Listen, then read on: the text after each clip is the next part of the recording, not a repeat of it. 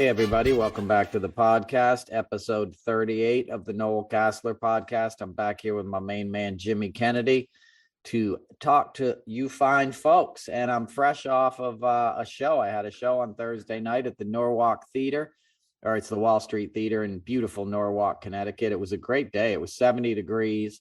And a lot of you podcast listeners came out, and a lot of friends and family. And I just want to give you a big shout out and thank you for coming. You know, it's funny. I do a thing about climate change in my set, and nobody really wants to talk about it. It always silences the room. And so I do this set, and I talk about how it's 70 degrees today. And that unnatural, unseasonable warmth led to like sort of a freak storm. So like a microburst came through with really high winds, blew out the transformer in the theater. All the lights went out, all the power went out. You could smell burning electricity from the transformer. The fire department rushed in, and I finished the show in the dark without a microphone. But they had a backup generator, so the lights came back on, and it's a beautiful theater. It was built in 1915. So I went to drama school. I know vocal production, and I was able to finish sort of the punchline of my story and thank everybody. And then they all had to rush out. So it was an eventful evening. It was live streamed if you watched it. And did you watch it, Jimmy? Yeah, I was able to catch it from Indianapolis. Act of God there, man. But you handled it like a pro, Good to have the theater training. You don't need a microphone. You just project with your training. That's how I grew up, man. When I went to drama school, I went to the American Academy of Dramatic Arts. We had 3 theaters in the school there in New York City, and you weren't using a microphone. So it was a good time. My next show is in Boston at the City Winery on December 23rd. I'm looking forward to that. It's going to be nice right before the holidays. Boston is a great town for that. I think your aunt is coming, Jimmy. Yes, sir. She's got her tickets ready to go. The theme song that you hear on our podcast, my dad, Chooch Kennedy, his sister is going to be heading out to that show, and she's very excited to meet you. Oh, good. As is all other fans that go to your shows. Yeah, well, that's fun. Yeah, normally we sit around and take selfies and stuff for a long time after, and I still got to do that a bit the other night, but not as much as normal because they basically kicked everybody out of the theater.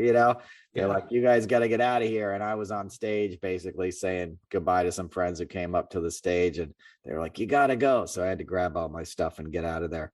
But that's showbiz, baby. And that's climate change. It's not supposed to be 70 degrees in November. And this week, of course, it's going to be in the 20s at night. It's just insane. I saw a wasp on Thursday.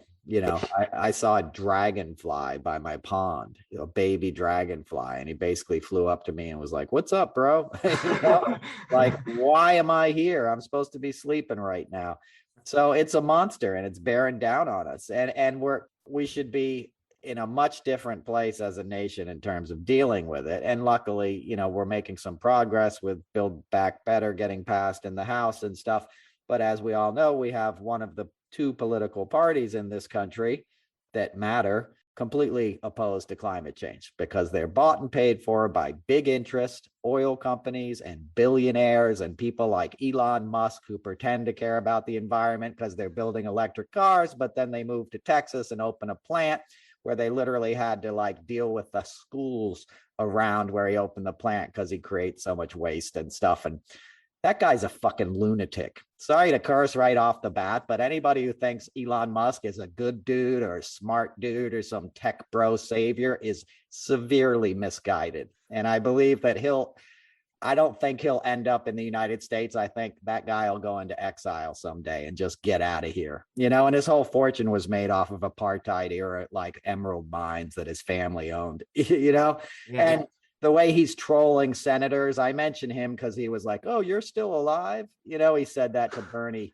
What's his name? Bernie Sanders? Right. Bernie Sanders last week or something. He's like, you're still alive, dude. He's just an asshole, and he thinks it's cute to troll people. And it's the Joe Rogan crowd. It's your Barstool Sports that we have an entire half of this country has been dumbed down to such an extent that we have what we had the other day. You know, we all know your doppelganger there, Kyle Rittenhouse, walked free. You know, give us a Kyle Rittenhouse impersonation. Oh man, no, I can't do that, brother Justice. But yeah, I mean, we know it's a rigged deal, but just look at it from face value, right? A 17-year-old went across state lines with his mom with an AR-15. If he wasn't looking for trouble, he shouldn't have had an AR-15 in the car. That's the whole thing. And 2 people are still dead as a result of Kyle and his actions. Whether you believe it's guilty or not, it's still a tragedy. And that's all you get with guns, man. That's all you get. Exactly. There was a shooting in Atlanta, yesterday, or not a shooting, but somebody's gun went off in the airport, and everybody had to run for cover. And you're allowed to carry a loaded weapon in Georgia in an airport. Like, that's just insane. You can't smoke a cigarette when you're waiting in line to check in, right? But I can sit there with a loaded pistol. And the Kyle Rittenhouse, that kid is just a scumbag. We all know that. Okay. I hate to say that about a kid, but that's an asshole. You saw him beating a girl on video, right? Weeks before the shooting. There was another video of him saying to his buddies, looking across the street at a CVS with some African-American folks in front of it. And he goes, I wish I had my fucking AR-15 right now. I'd start shooting people. So the kid was a psychopath. He was basically like, Mommy, can I get in on that? So after 3 days of unrest, he gets his mom to drive him to this town.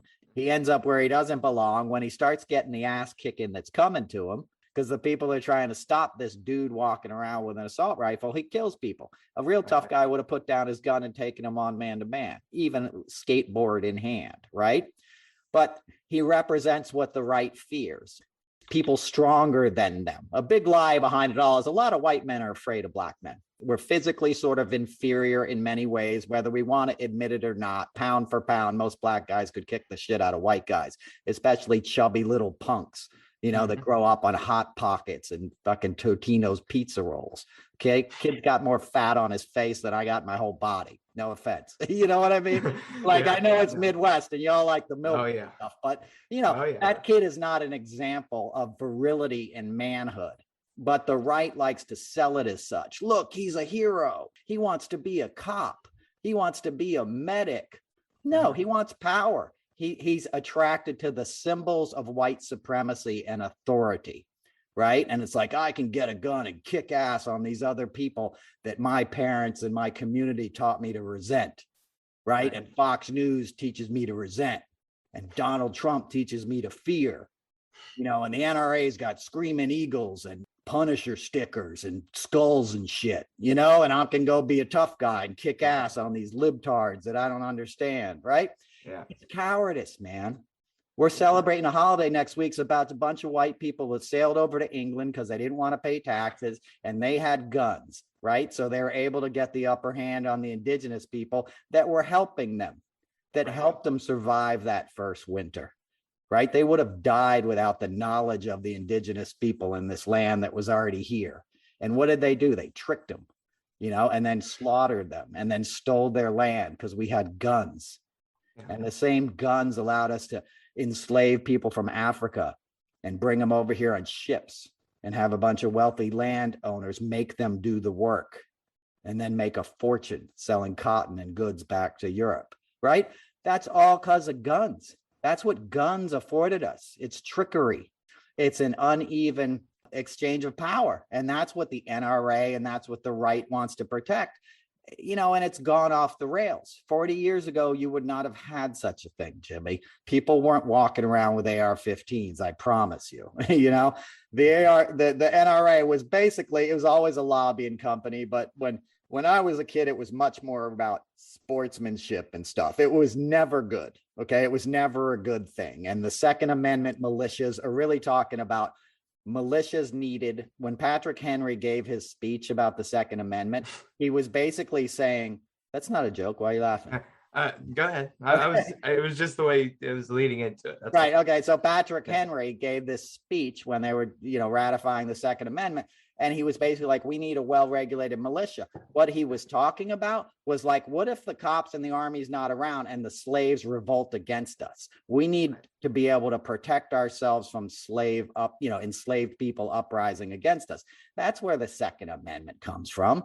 Just like that's where most of the police departments in this country come from. They were started to bust unions and, in New York City, like clamp down on workers, that were getting exploited in factories, and industrialists exploiting people. So we built up these police forces. The first police forces in this country were to catch enslaved people who escaped. So we're a country based on notions of white supremacy.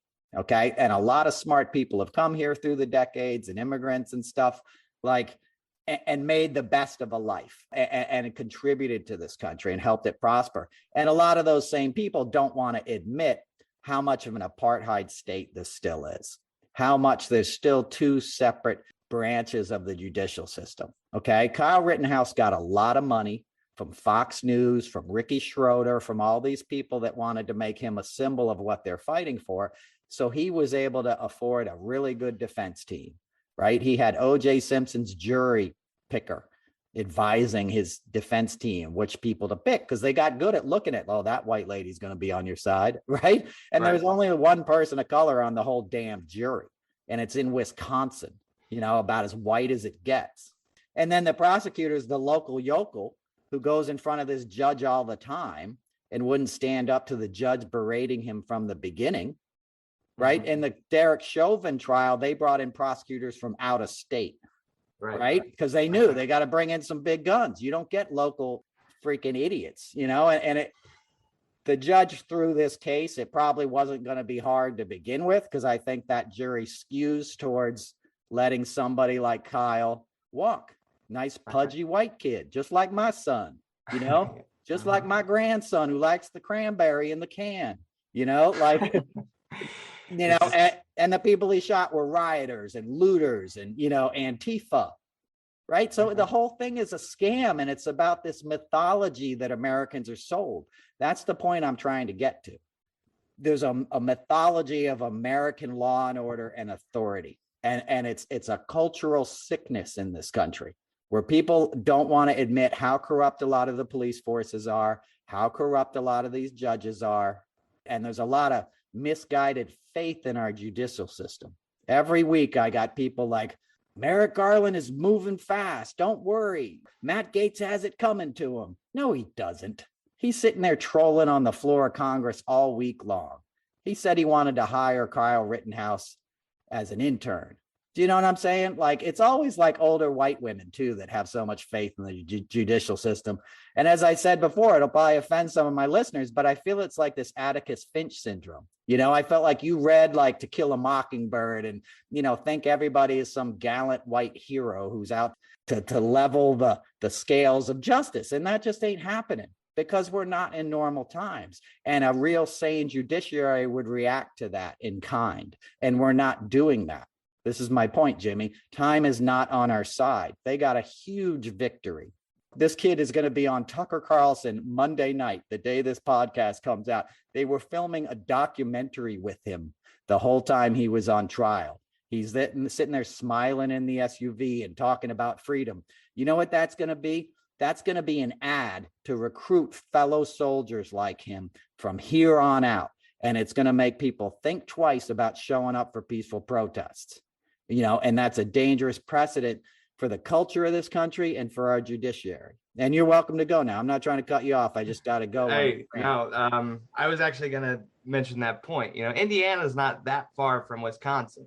And when you get national coverage of a case like this, I don't care what you say, it sets a precedent for the surrounding states.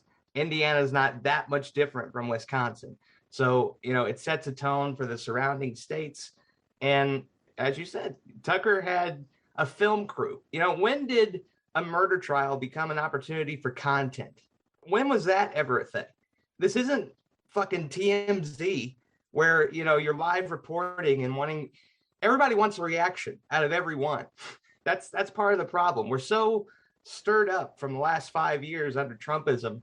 It's exhausting. And I've only had 5 years of this. How do people of color feel?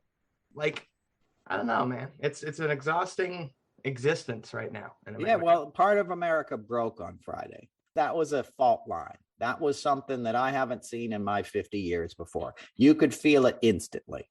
You know, I logged onto Facebook and I saw jury has reached a verdict, right? And I happen to walk over and turn on, CNN, which I never do. Like, I never watch TV during the day. I happen to turn it on. And I saw just as the first juror, the first white lady on the charge of blah, blah, blah, not guilty. And then I saw her just go down the line, and I saw a little fat face start to cry, and I saw his family start to smile. And that was it. And I was like, this is broken. You know what a wound that would have felt like to an African-American person, or anybody who cares about justice.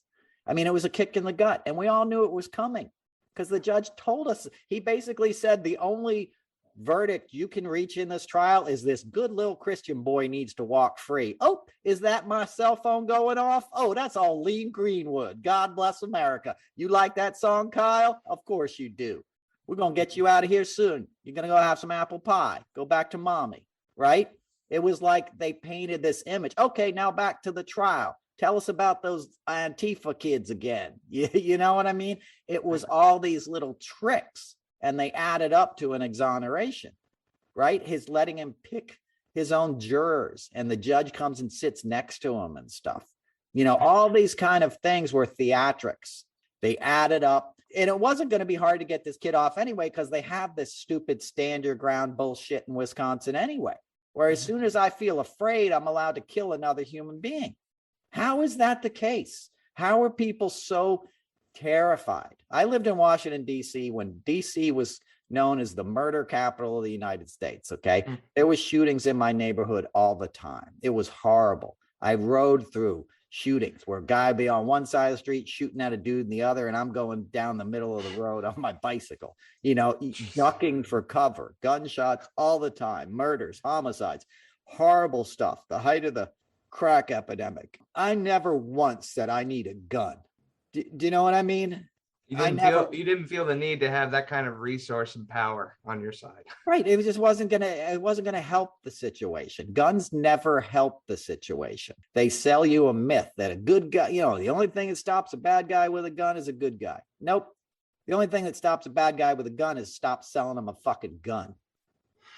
Yeah. Well, and I think the thing that is a real punch to the gut for me, just because I'm 26, 27 years old, and I haven't been around for that long, but the system was designed this way. And a parallel, similar to what we're dealing with like climate change, there's some climate change that's already baked in. It just kind of depends on how bad we want to make it. The same deal is for our democracy, but everybody's kind of waking up to the fact that, oh, it was always this bad. It just took a couple obvious characters that are wanting shows on Fox News to reveal it. And it's the justice system. We've talked about the visual of the scales, like the representation of the court and what it's supposed to do. It's obvious now. It's two systems. Yeah, it's a different world. A kid you're 27, a 17-year-old white kid who went to prep school, raped 4 of his female classmates, right? And a judge just sends him to 4 years probation. He didn't send him to jail. There was no question that he had not raped them. He raped them, but he's like, oh, you get probation. Don't want to screw up the life of a nice young white man. Khalif Browder gets accused of stealing a backpack at 15 years old and spends 3 years in Rikers Island, 2 of which was in solitary confinement because his family couldn't afford $600 to get a bail bondsman and get him out. And we're warehousing children all over this country that happen to have skin that looks different than you and I, right? But where white kids can do no wrong. And that's, the theme of this podcast is almost that bullshit white America. We got to protect the system. We got to protect these mediocre white men's ability to go to the right prep school, the right college, go work at the right white shoe law firm or hedge fund or whatever, and keep it on, keep it going, keep this game going, this generational wealth where people don't have to work that hard, but can feel superior to people that are willing to come here and work their asses off. Right? The whole MAGA thing is basically the kernel of that whole philosophy is we hate immigrants, right? That's their guiding principle. The Mexicans are stealing your job. Like, it's shut up. And they're doing it again. You know, your Matt Gaetz buddy, who justice is coming for, was screaming about caravans this week. Jim Jordan was screaming about caravans. And while all this crazy stuff is happening, while Kevin McCarthy is speaking for 8.5 hours like a fucking lunatic, you know what I mean? Yeah. On the floor of Congress, jeez, all these other states are passing draconian gerrymandering laws. Wisconsin, North Carolina. So these states are going to have like 87, 90% Republican representatives coming out of them. And people are going to go out and vote in the next election and be shocked at the bloodbath that's coming their way. Mm-hmm. And there's smart people pointing this out, but that's what people really need to pay attention to.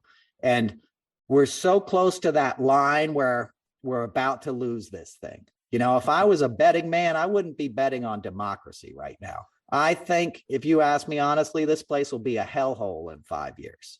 I think we'll be balkanized like Eastern Europe. There'll be parts of the country you just don't go to if you're a liberal, and you don't really leave the cities that much, because even if you go up in the suburbs, they're going to be patrolled by big MAGA morons in their pickup trucks with their flags and their guns. You can see it happening. He's building an army right now, and you're either going to be on board with those guys or you're going to be shit out of luck. You're not going to be walking around in your Stevie Wonder t-shirt, right? No, man. Like, what are you, a libtard? It's going to get scary, dude. You know, Madison Cawthorn is a fucking moron. He's in a wheelchair telling people to be armed and dangerous, right? That was his first reaction. You saw the video he put out, right? Yeah. Right.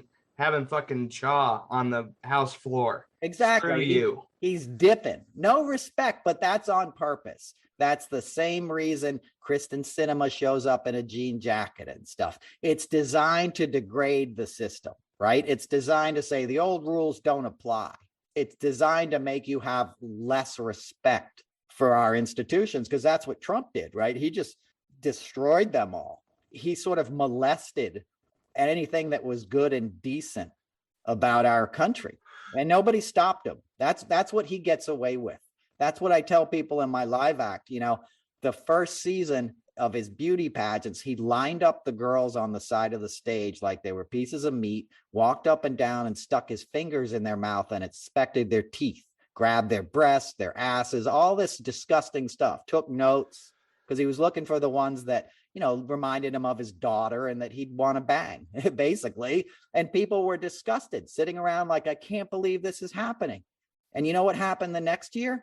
They wrote it into the schedule. They said Trump inspects contestants, because the first year he did it, it cost the production an hour of union labor, because all these cameramen and people were sitting around and were like, why aren't we rehearsing? Because he's checking their asses out, right? So next year they just gave him an hour to check out the asses. Now, my point is that big business and stuff acquiesced to him. That's what happened in Washington, right? All these ethics things, having a convention at the White House, you know, that the Republicans did 2 summers ago, things that were unheard of, he did.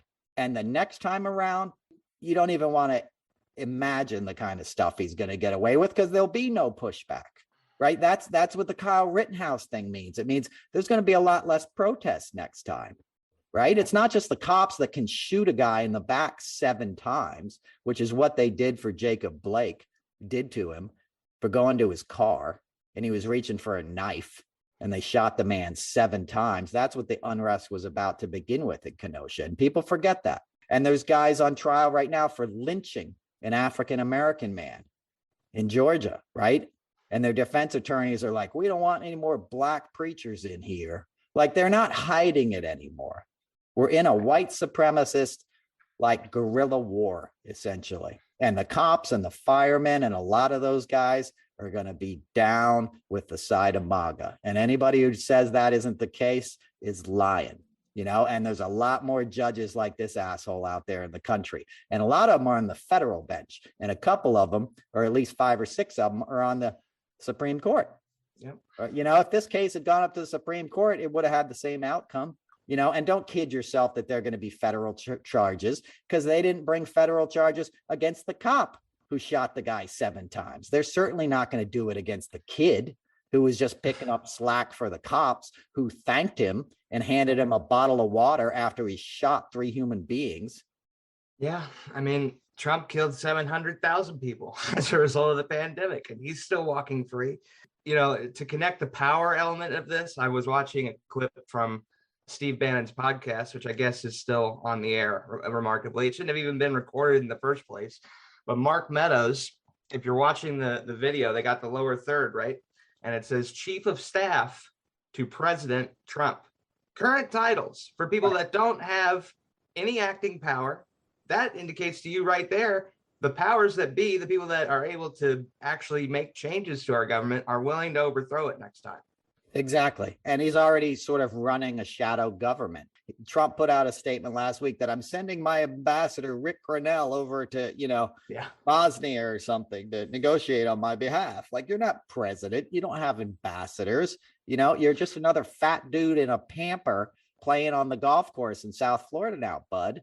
You're just another fat old man in South Florida wrinkling up in the sun. You're not the president. You're a scammer, but nobody held him accountable. He got away with it. If you're listening to this podcast right now and you think justice is still coming for Trump, you're tripping. And I'm sorry that that's negative, but you're talking to a guy who saw him get away with everything. And most of y'all don't even know half the shit he did. He groomed a friend of mine when she was 12 years old and taken figure skating lessons at his ice rink. She ended up in Epstein's house with him in townhouses. And she's like, no, you won't even believe the stuff they did to women in there. He got away with it. Stuff wasn't a secret. There's too much money involved to really go after him hard, because you start pulling on that thread, the whole sweater unravels. So it's easier for Jeff Zucker and the guys who run CNN to go after Biden, to go after Kamala, to give Chris Christie 120 hours of press time in the last week to sell his book, right? A disgraced buffoon, if ever there was one. Opportunist like you've never seen. When most people don't know this about Christie, when he was running for Freeholder, which is like a state representative in Jersey in Morris County, he lied about his opponent to a camera. He just sat there and made up a bold-faced lie that the guy was involved in this corruption scheme and stuff. And he wasn't at all. It was just a pure lie to get Christie ahead, and it worked. And then Christie became the lawyer for Bush's campaign, and then became, a U.S. attorney, and then got that inside info from Trump about Charles Kushner and locked up Charles Kushner.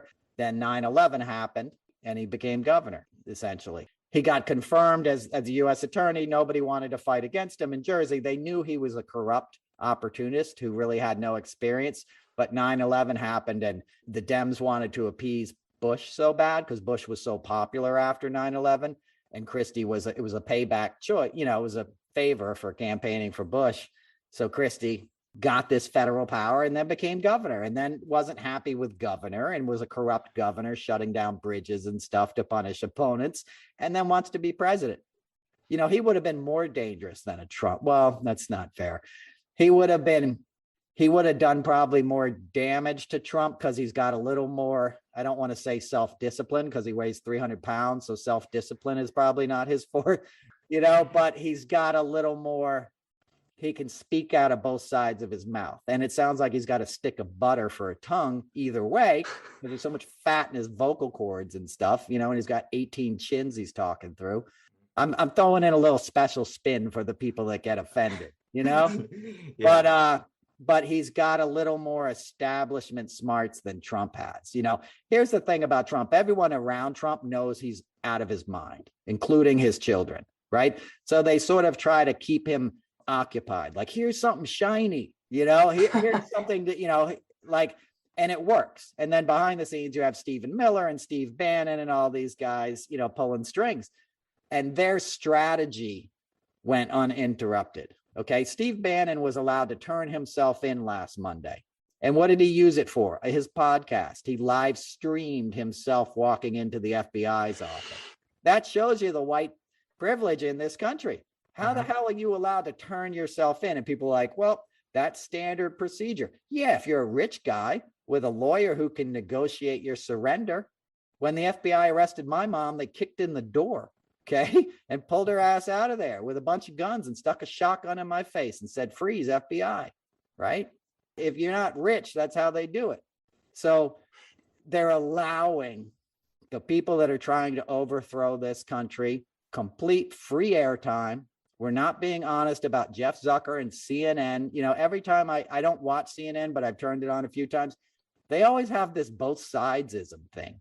You know, they'll always put a Republican on too. It's not both sides anymore. They're not Republicans anymore. They're Trumpettes. They're people trying to overthrow democracy. Marjorie Taylor Greene is not a legitimate political voice. Lauren Boebert was ranting this week that my friend Eric Swalwell, you know, was sleeping with Fen-Phen or something. Like, what are you even talking about? Like, she sounds like a craziest Karen you've ever seen.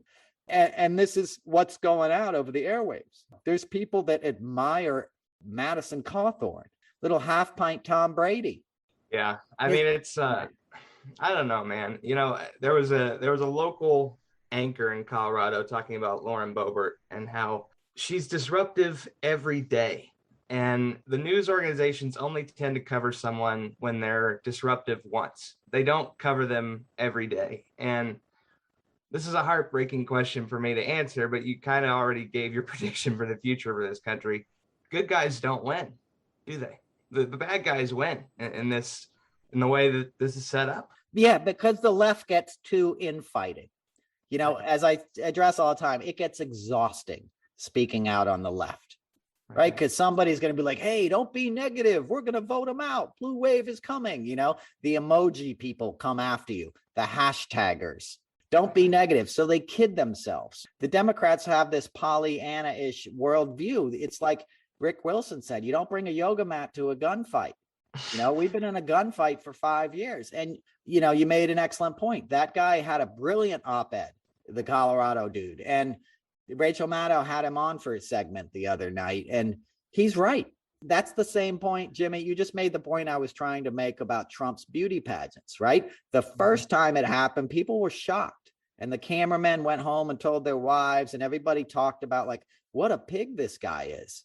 But then it got normalized because the production company was like, well, we need to make money. And he's already got the contract with NBC, and you want to make your $600 a day as a stage manager. So just shut up and, like, we'll just rearrange the schedule to allow it. That's what's happening now. We're normalizing insanity, right? You know, Governor DeSantis had a rally in Brandon, Florida, so he could lead people in Let's Go Brandon chants. Yep. I right? saw the clip, man. Right. People have those things on their cars. Let's go Brandon. There's probably school kids chanting that on every playground in this country. Don't even really know what it means, but know that it's okay to say F you to the president of the United States. That lack of civility, that it's okay to be an asshole to your fellow countrymen because they're not on your team, is the most dangerous thing that this country has ever faced. And if you don't understand that now, you're missing the game, and you're going to be really disappointed when the shit comes down, because it's gonna. These guys are building and girding for a civil war. They are not going to accept the results of the next election, either in 22 or 2024. You're never going to have a normal democratic election in this country while this MAGA movement exists. If you exercise it, you may. And that's why the Justice Department needed to react not like business as usual, not like we're dotting all our I's and T's. You needed to react with the urgency of a guerrilla war being waged in your backyard, because that's what's happening. It's not going to matter what kind of charges Garland brings if those charges are 6 months away from the next election, because people are going to be like, it's political, don't do it. And Trump's going to get back into power. They're going to control the House and the Senate. You think anybody's going to get impeached? If those guys take back the House and Senate, all you're going to have for the rest of Biden's term is him defending himself against impeachment charges, right? Because Madison Cawthorn and Boebert and all these other idiots are going to try to hang Dr. Fauci and hang Biden and just obfuscate and do the kind of stunts they did the other day, right? When you saw Kevin McCarthy standing in the way of this bill. Do we need any more reason to get rid of the filibuster with that crap that we saw from Kevin McCarthy? Like, you know, they're obstructing. Does Biden not see this? And Biden doesn't want it. He should. Well, it's the voting rights is why you need the filibusters technically in the Senate. That's where it holds the power. What McCarthy was doing was a filibuster sort of in quotes because he's just getting up, but it's technically like a long speech. In the Senate, you can filibuster and, sort of you get around those majority rules. And it was invented to block civil rights legislation. That was the why it was used as a congressional tool in the first place. So Biden should be going after it, but he's not. He's not really standing up to Manchin, right? Manchin's calling the shots here, and he's owned by the Koch brothers. Kristen Sinema is probably one of the most dangerous political actors I've seen in my lifetime. She doesn't speak to the press. She doesn't speak to her constituents. She doesn't say what she really wants. And all the facts on her involved huge amounts of money from special interests and then her changing her votes. She had a bill that she wrote that was about taxing cyber currency companies, startups, like Bitcoin and all this shit. There was a tax that was going to be on these startups, and some Bitcoin cryptocurrency company didn't like that, and they gave her like $180,000 or something, and we're like, can you rewrite that law? And she did. And then she got other senators involved, or other congressmen. She got, I think, Ron Johnson or whatever, that not Ron Johnson from Texas. There's a guy from Ohio who's a sort of a troublemaker. I think it's Johnson something. He signed on to this. He's also a big anti-environmental guy and stuff. So she was basically given commissions to bring in other people, and she changed the language in her own bill after she got money from a special interest. So these people are in it for themselves. They're not afraid of anything. They saw Trump and Ivanka and all these guys make $1 gazillion while they were president and get away with it. If Robert Mueller couldn't hold these people accountable, nobody's gonna. You know what I mean? Nobody's gonna. The January 6th thing, come on, right? What are they doing? I talked with you about it. Timothy McVeigh was convicted and executed in Terre Haute, Indiana at the federal prison in a shorter time than anyone who's been involved with January 6th. I'm not calling for the execution of those people. I'm just saying that was a domestic terrorist event that happened that Merrick Garland had oversight of, and nothing has happened. I know. And they're going to be like, well, hey, we locked up the QAnon shaman for 3 years. So be thankful for, small victories, and meanwhile, you learn new crazy stuff every week. Jonathan Karl has a book that came out that's just full of insane stuff. They made the CDC change data because they wanted to hide how bad COVID was. Like, Mike Flynn's brother is in charge of the Army in the Pacific right now. He's in charge of like 1/3 of the armed troops that we have deployed in this world right now, and he was the guy who wouldn't let the Pentagon get involved on January 6th. Mike Flynn is in my feed every night with some other crazy QAnon conspiracy about this government. And people believe this. I'll sort of tie up this rant here in a minute, but the scariest thing I think I've seen in my lifetime is how many people think Kyle Rittenhouse is a good dude, right? That celebrated that thing. Like it's your team winning. So those kind of people are going to listen to your Mike Flynn's. They're going to listen to your Marjorie Taylor Greenes. They're going to buy this BS that's going to lead to their own demise, right? But they can't see it because they've been sort of poisoned and brainwashed and manipulated for too many generations. And they don't really understand what America is. They think it's a fucking Screaming Eagle bumper sticker. Well, and you mentioned Mike Flynn's brother. You had in the peanut gallery behind Kevin McCarthy during his diatribe, Mike Pence's brother, sitting next to people that would have gone along with him being hanged on the 6th. But he's sitting there, going along with the whole thing, watching McCarthy go for 8 hours. Like, exactly. One binder to the next. How many binders did he end up using? 32? I don't know. But it's just stupid. It's a stupid country. Half the time I'm like, it's not even worth saving, And the dumb people are winning. That's part of my frustration. I know. The dumb people are winning. If they were smarter, I would feel better. That's the weird thing about Trump is that he just wins. He gets so many breaks. I just don't even understand it, and the people that like him get so many breaks. It's just crazy. I mean, it's a bizarre world we're in. It really is. I don't even know what to do anymore. I wish I had better advice. It was a disheartening week. It's a disheartening time. We're in an existential struggle for democracy. The environment's going to just come and ruin us. There are good things. There's a lot of great things in that bill. That's going to change the lives of every American. You're going to have high-speed internet. We're working on high-speed rails. You're going to replace these smaller things that I'm glad somebody's finally dealing with. These school buses that are running on diesel fuel from the 70s and stuff, spraying soot everywhere, are going to be electric vehicles. One thing that I would say as well, we're coming up on Thanksgiving, a day, at least in America, where we're supposed to be thankful. I'm thankful for the vaccines, thankful for our hourly workers, our essential workers that we needed up until this time. Don't think that we forgot about that, and how trying of a time that still is for us.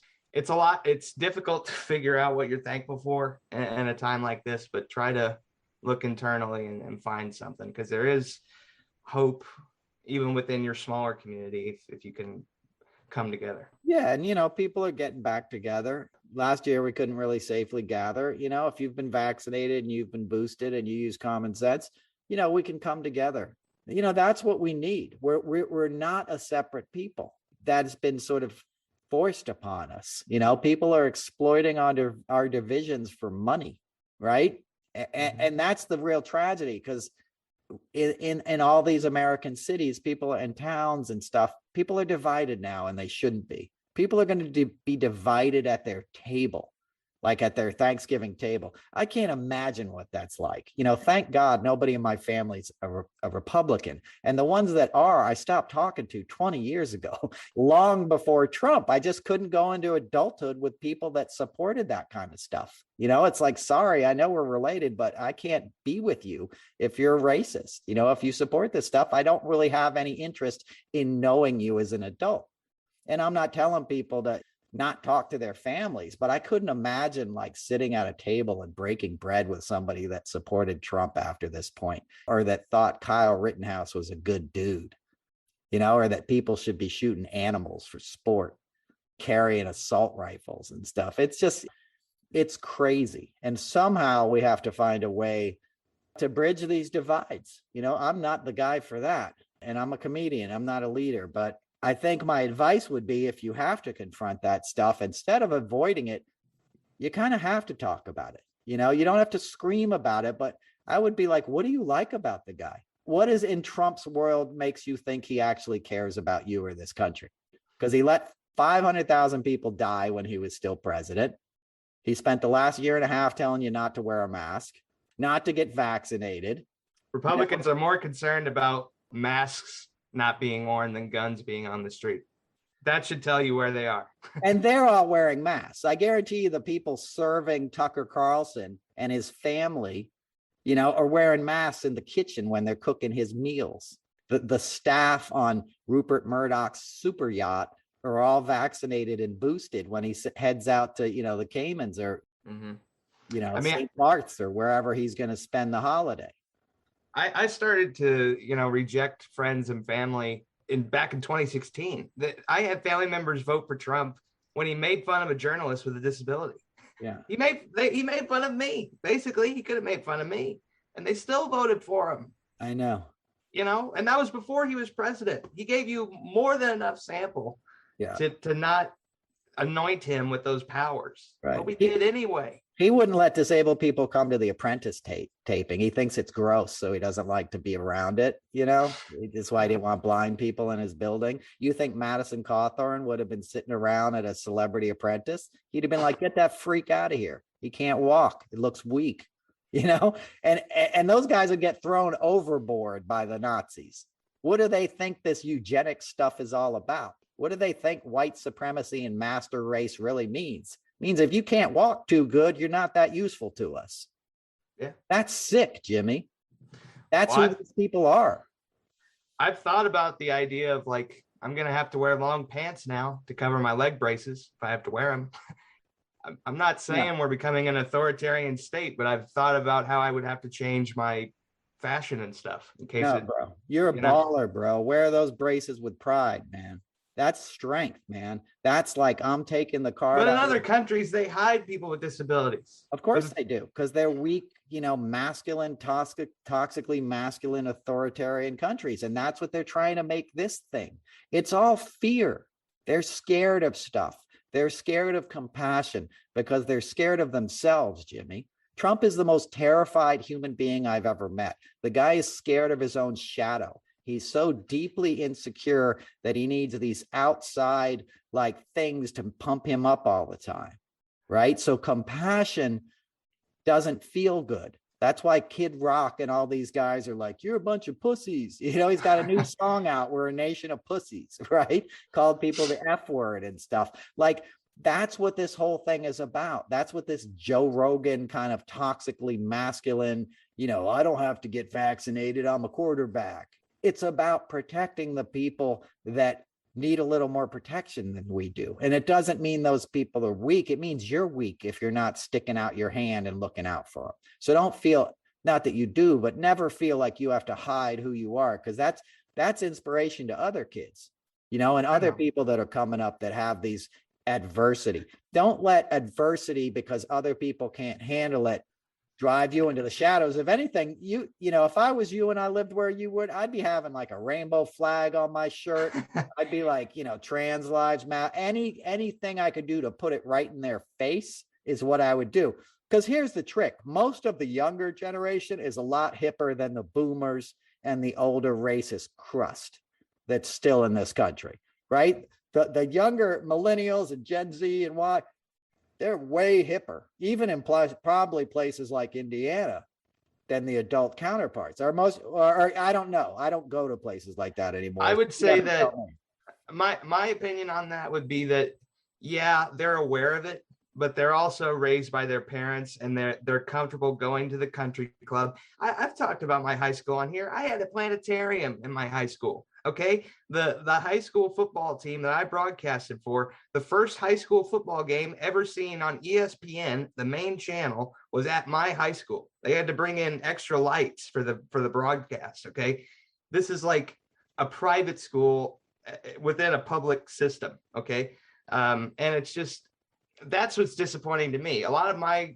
dad's friends grew up with the Andy Griffith Show and thought that was America. But those same people are voting for a fascist in Trump, and they think that it's going to return to the Andy Griffith Show. I got news for you guys. It was a show. It was a television show. I'm glad that you had good memories of it, but that's not what America is. So yeah. That's part of my frustration is we've been sold this Pollyanna-ish version of America, but they're voting for a fascist. Yeah, so. And their grandfathers that died in World War II did not do it to protect somebody like Donald Trump, who's just going to hand basically the whole thing over to the Russians, which is really going on. The big winner this week, again, is Vladimir Putin, right? That's the big winner in the Kyle Rittenhouse case, because it sows more division.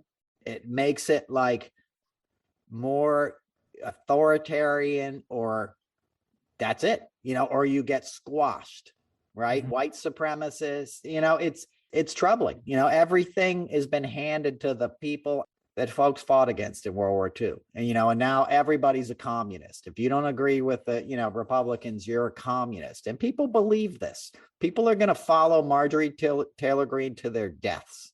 And next time you're going to have 30 Marjorie Taylor Greenes and 30 Lauren Boeberts and 15 more Kyle Rittenhouses and shootings and stuff. And then stuff's going to get real crazy. Not that it already isn't, but it's going to get nuts. But anyway, that's enough of the political stuff for this week. We're almost out of time. It was an angry show. It's an angry week. I just got to be real with y'all. But let's talk about the Rock and Roll Hall of Fame. That was a show I did for 20 years almost, Jimmy. And when I started doing it, we would just shoot it in the ballroom at the Waldorf Astoria. And it was a real inside baseball event, which I miss. And had some good times. And Dave Grohl got inducted last night. It reminded me of the first time I did a Rock and Roll Hall of Fame with him. We did it at the Waldorf. It was probably 98, 99. And he and Taylor were there to induct Queen. And they sat in, Taylor played on Tie Your Mother Down. And Dave Grohl played guitar and sang, and we spent the whole evening like in the hotel room and then going down to the stage and stuff, and they rocked out. And that same night, Steely Dan got inducted. Oh, cool. Have I told this story on the show before? I don't believe so. Right. I don't recall it. So Paul Schaefer was the musical director in those days. And last night it was my friend Adam Blackstone, or the one that aired last night. They shot it a few weeks ago. But so Paul Schaefer was the MD in these Steely Dan days. And it was a much more casual affair, you know. And Paul comes over and he's like, "No, I need another guitar player for the Steely Dan tribute. We're going to do Ricky Don't Lose That Number. You're with Queen tonight, right?" And I was like, "Yep." And he's like, "Can you go ask Brian May if he'll get up and play?" You know, and I go, "Brian, hey, you got to come play with Steely Dan. You know, you got to play on Ricky Don't Lose That Number." He's like, "No, bro, I can't do that. Go tell him no." So I go back and I'm like, "Paul, he won't do it." He's like, "No, come on. It's a C pentatonic scale. Go tell him." And I'm like, "Hey, Brian, it's just a C, pentatonic scale. Just get up there and play some blues riffs, you know?" And he's like, "No, I'm not doing it." And I'm doing this back and forth. And then finally, Brian says to me, "Dude, I'm in Queen. I play Queen songs that I make up. I'm not getting up there and playing with Steely Dan." Like, you're not getting it. And it was so funny because it was like a rock star was intimidated by other rock stars, you know, because Steely Dan is like 10 chord changes in every 8 bars. It's like incredibly complicated stuff that, like, I didn't blame him because that would have been, I'm a guitar player and that would have been my worst nightmare. But it was funny because I grew up loving Brian May. You know, he was one of the most tasteful soloists, I feel like, in that 70s, 80s era. And one of the first guitar solos I ever learned was Killer Queen, which is a great solo. But it was just funny to be like, "Bro, I ain't getting up there and playing with him." And that's how the evening used to be. And now it's this big produced thing. And I was involved when that shift happened. We started doing it at the Barclays Center and stuff. You know, it's a logical extension. It became a cash cow for HBO. And the whole thing is a fundraiser to begin with. So it makes sense to expand it. Last night's show made me a little sentimental for the smaller days because I feel it was a little long.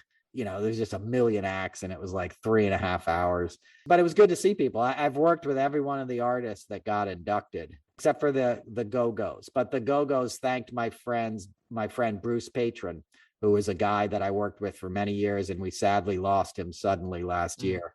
And he was just one of those guys who mentored me, and he was the Go-Go's tour manager and In Excess's tour manager and Blondie and stuff. And they gave him a shout out from the stage. So that was great. It was great to see Carole King, and my boys in the immediate family were backing her up. That's Russ Kunkel and Danny Korchmar and Lee Sklar. And I got to catch up with those guys last week. They were playing the theater I was at on the Tuesday night. And this Carole King, you know, Carole King is obviously a national treasure. And I've had the pleasure of working on a lot of shows with her. And I still have a pencil that she gave me. And I'll tell the story. You know, we did this deaf poetry slam. You remember the Deaf Comedy Jams? It might have been before your time. I know what you're talking about, but I haven't seen it in a long time. Yeah. Oh my God. Okay. Well, there used to be a show called Deaf Comedy Jam on HBO, right? Okay. And then they had a spinoff, which was like Deaf Poetry Slam.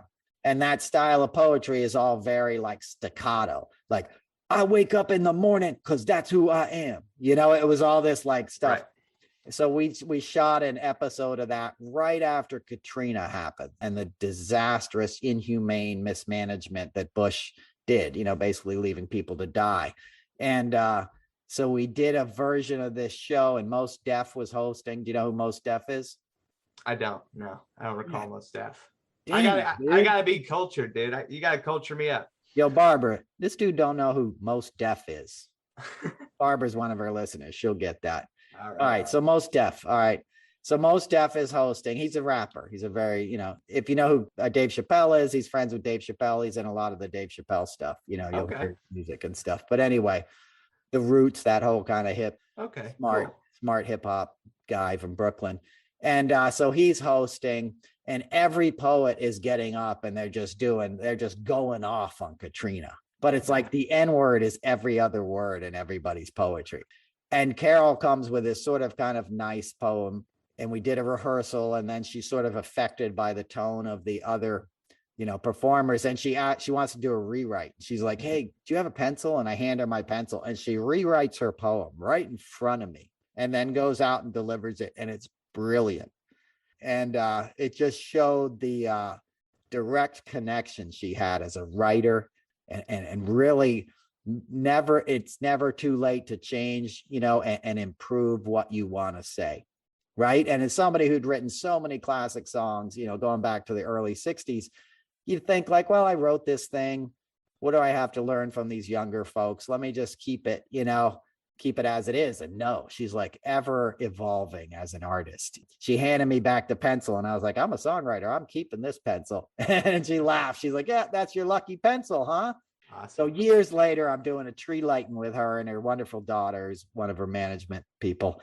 And I said, hey, it's good to see you again, Carol. We did that deaf poetry thing like 10 years ago or something, And she goes, yeah, I remember that. Every poem was like N-word, N-word, N-word, N-word, N-word, N-word, N-word, just like, and it was so funny to see her imitating that style of poetry. And then LL Cool J, who was awesome. You know who he is. You got your ladies love Jimmy. That's from LL Cool J. When LLJK, yes, a good variation of that. Exactly. And he's a great dude. I've done a lot of things with him. I remember having a great conversation about Lawrence Taylor's acting skills with LL Cool J, because they were in a movie together about football. Okay. And Lawrence Taylor, do you know who Lawrence Taylor is? Yeah, he's a Hall of Fame football player, got arrested for I forget the crime. What was the crime? Well, forget about he got arrested. Yeah, he had drug problems after, CTE and all that stuff after football, but he was this monster football player. Yeah. Just a murderer, very terrifying, He's the guy who took out Joe Theismann, if you ever seen the classic. Oh, yeah. Yeah. So that's LT, right? Just a fearsome guy, but a really sensitive guy sort of behind the scenes as an actor. And he did this role in this movie, and it was just a revelation how sensitive, he was and how good an actor. And I remember talking with LL Cool J about it. I was like, yeah, he was so good in that.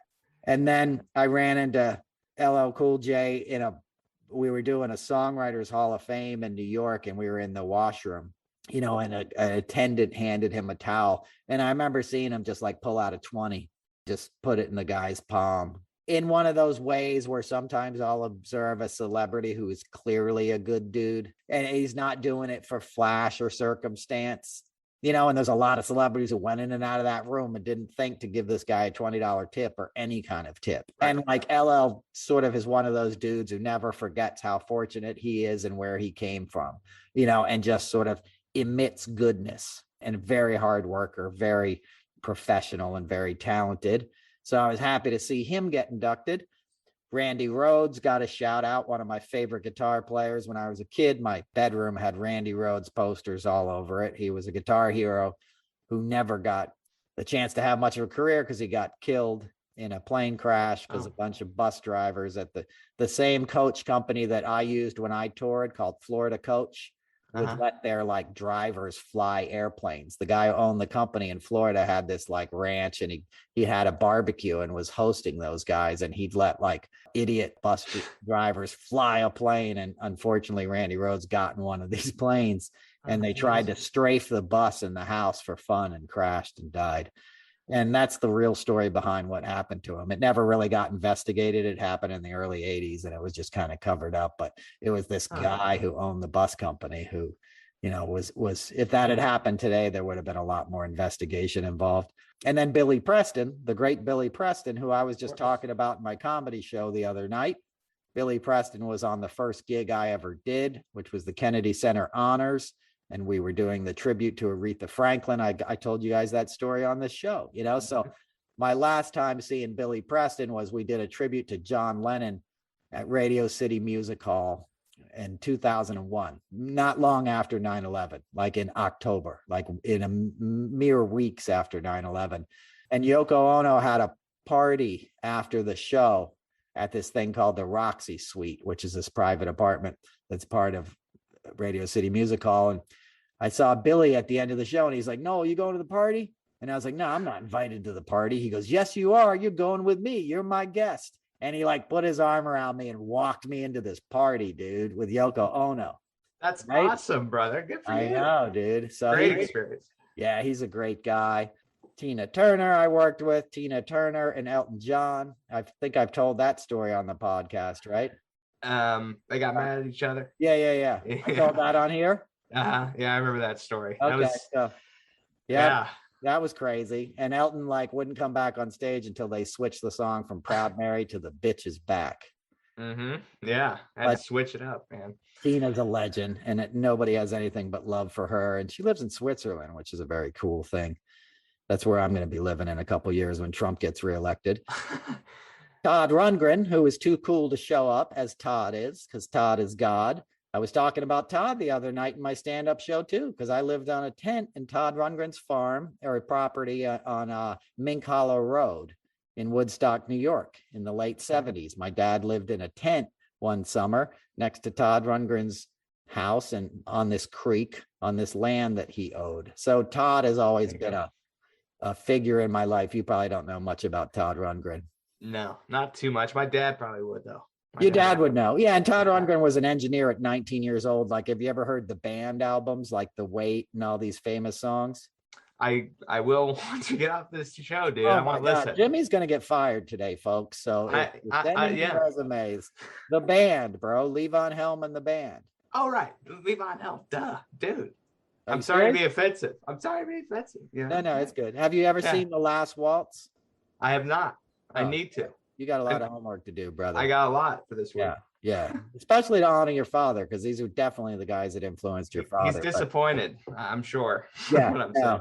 But Todd Rundgren was the engineer in all these band records. Most people probably don't know this, and they didn't get into it on the show because Todd is known for his own innovation. He had a song called Hello Is Me, which was a big radio hit in the 70s, but he was the engineer on all those classic band albums that you heard that were recorded at Bearsville Studios, which was another luminary kind of like situation when I was growing up, and everybody recorded there. The Stones would go record there. It was up in Stock, and I lived right up the street from there, and it's very cool. So, in terms of like dudes that matter in rock and roll, Todd Rundgren is right up there.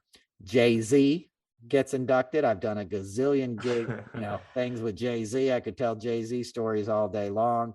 I won't today. I'll think of one though, and it's a moment I'll always think of Jay-Z. And when we did the inauguration, the first inaugural balls for Barack Obama, we started the first show, like the first major ball where they come out, President Obama and Michelle Obama, and have the first dance, right? And Beyonce sang At Last, and it was this moment that just gave everybody in the room the chills. She stretched out the vowel sound of just forever. She held that note forever, and it bounced around the room until everybody got hip to what the significance was of this moment, to see this beautiful couple take their place in history. Your first African-American president, your first brilliant, smart African-American first lady, have this dance and be feted and celebrated in a way they had earned and their forefathers had earned, but they were the ones to see come to fruition. And she held that note so long that everybody in the room got it. And I was standing there, and Jay-Z was standing next to me, and we were both sort of like right on the side of the stage behind this duvetine. And I looked over at him and I was like, pretty cool, huh? And he was like, yep, sure is. He's a very cool guy. He's very kind of quiet behind the scenes. He's always watching. I remember doing a show with him probably 99 or 2000 at the Lincoln Center. It was a VMAs, and it was the year I think like Hard Knock Life came out, and he really blew up, and he had like 300 people come out on stage with him and stuff. And at the end of the show, I'm down in the parking garage trying to get all the talent out. And he just sat away from his entourage and somehow fixated on me. And I'm in this parking lot like, hey, do we have the car for Mira Sorvino? Do we have the car for the Ramones? Like all these people, is the U2 car ready? I'm just running around trying to get everybody out of this building. And Jay-Z's kind of like watching me, like really intently, like interested in what this element of the show was. Do you know what I'm saying? Like he was just observing the technique that I was employing and like how it was working. And I just noticed it. At first I noticed it because I'm like, damn, Jay-Z's looking at me. You know what I mean? Like I better up my game, Yeah. But, it's also like, I observed him observing me, and that's the vibe I got, is that, he's such a smart guy, and he was just looking to understand how everything worked, because this was sort of at the beginning of his ascent. His first two albums weren't that huge. And then, this, I don't know if it was the Blueprint or whatever, the album that just blew him up. And obviously he's one of the biggest stars in the world now. But I remember that about him, that he wasn't like surrounded with tons of people. Like, he brought a bunch of people, but he sort of stepped away and just observed what other folks are doing, which led me to believe, he's just as interested in what's happening behind the scenes, and obviously he's a huge sort of mogul businessman. I saw a great clip of Jay-Z. He was on the subway, okay, and it's a really crowded subway, but he's sitting next to this older white woman and just says, hey, my name's Jay, like the everyday man. As much as, as famous as he was, he took time to talk to this lady. I mean, that kind of shows you who he is. That video that was captured. I know that clip well. That's exactly who he is. That's a perfect example. That's awesome. And the last time I saw him, probably not the last time, but Beyonce played a Super Bowl in New Orleans, the one that power went out and stuff. And then like a week later, we're doing the NBA All-Star game in Houston, which is our hometown. And we had a party afterwards. There's always this legendary party. Have I told this story before? You may have to me off the air. I don't know if it's been on an episode. All right, well, I'll tell it again and then we'll close out the show. But okay. I'm sitting there dancing, with my buddy, and we're not good at dancing. And this is like, the DJs at the NBA All-Star game, like this is the super hip after party, like invite only, celebrities get turned away, like super hip. I'm only there because I'm part of the, the talent department staff and stuff. Right. And I'm standing there with my buddy Phil, who's another like white dude in his 40s who knows nothing about hip hop. We know it's good, but we're not like we're it's NBA dancers that are dancing around. You know what I mean? It's just like we're just like it just you're out of place trying to stay in the out pocket. Of place, right? And we're trying to do it, and then he's like, "Yeah, I'm gonna get out of here." And I was like, "Yeah, me too, man." And as soon as I say that, I see this face coming towards me, and I'm like, "Damn, that looks like Beyonce." And then I see her go past me, and I see Jay-Z right behind her. And I'm like, damn, it is Beyonce, right? And they come right next to us and start dancing. And now all of a sudden I'm like, damn, I'm right next to Jay-Z and Beyonce. And I can't leave now because it's awkward, but I have to somehow sort of like dance next to him, with my white man's overbite. I kind of do the cabbage patch, I just get into the cabbage patch and, pray for a better outcome. But my point is, they're both regular people. They're not regular people. They're Jay-Z and Beyonce, but there's something so genuine about the both of them. If you're lucky enough to be around them, that, I'm very happy for their continued success, and they're just a lot of fun to be around. And he had a great speech. It was the highlight of the night. And Dave Chappelle was pretty decent too. Introduced him, and I like what he had to say. And that's about it. I think it's time to wrap it up. This has been a long show. There was a lot to unpack this week. Sorry for all the anger, but we're in tough times. I'm not going to pull any punches. I'll turn it into punch lines if you come see me live. And the next chance to do that is in Boston, the great state of Boston, December 23rd at the City Winery, which is a beautiful venue. I'm doing 2 shows, 6 and 9 p.m. So come on down. You can get tickets at noelcasler.com.